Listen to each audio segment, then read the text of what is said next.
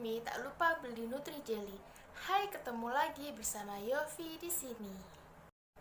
Eits, jangan kemana-mana ya, tetap di rumah aja kalau tidak perlu banget untuk pergi keluar rumah demi memutus rantai tali penularan COVID-19 ini.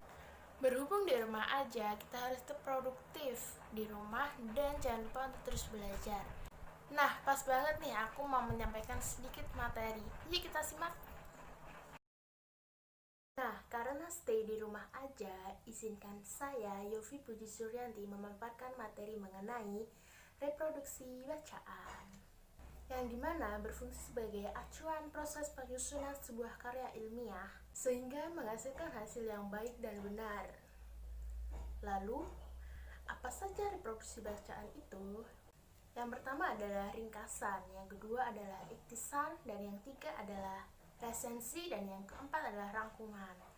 Next, ada sintesis, abstrak, simpulan, dan sinopsis. Mari kita simak satu persatu apakah itu.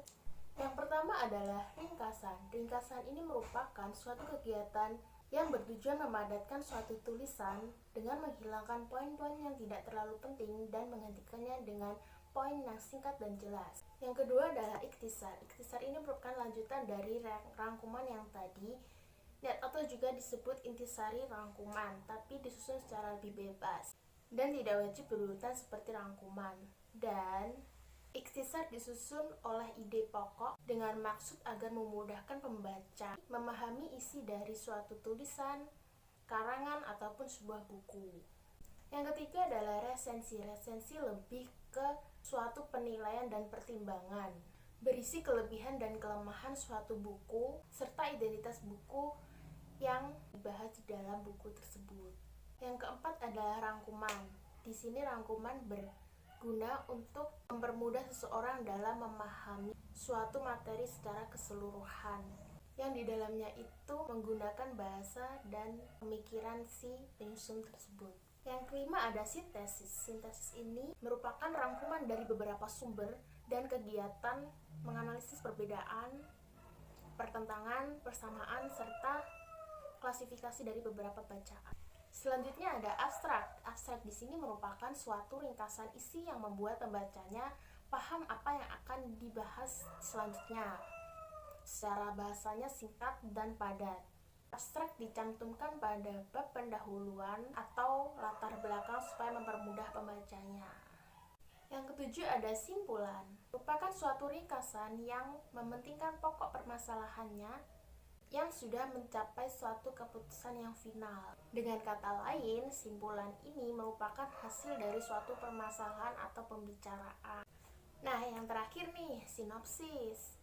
Berisi ringkasan pendek dari suatu cerita atau novel yang disusun berurutan dari awal hingga akhir kronologisnya dan tepat. Oke, kita review sejenak ya. Yang pertama tadi adalah ringkasan atau sebuah kegiatan memadatkan tulisan secara singkat dan jelas. Yang kedua tadi ada ikhtisar atau intisari dari ringkasan berisi inti pokok dari suatu narasi atau buku. Yang ketiga tadi ada resensi. Resensi itu adalah informasi mengenai apa yang akan ditampilkan. Yang keempat adalah rangkuman. Rangkuman ini keseluruhan materi dengan pemikiran si penyusunnya. Yang kelima tadi ada sintesis, kegiatan menganalisis dari suatu bacaan. Yang keenam ada abstrak, pembahasan singkat yang terdapat di sebelum bab pembahasan. Yang ketujuh adalah simpulan. Simpulan ini adalah merupakan sesuatu yang sudah disimpulkan, yang sudah ada keputusannya. Yang terakhir nih tadi ada sinopsis, yang merupakan ringkasan pendek dari suatu cerita. Sekian video dari saya hari ini. Semoga dapat membedakan semua reproduksi bacaan yang sudah saya jelaskan. Ayahku beli sepeda di kota biar aku belajar giat. Sampai di sini perbincangan kita, semoga bermanfaat. Dadah.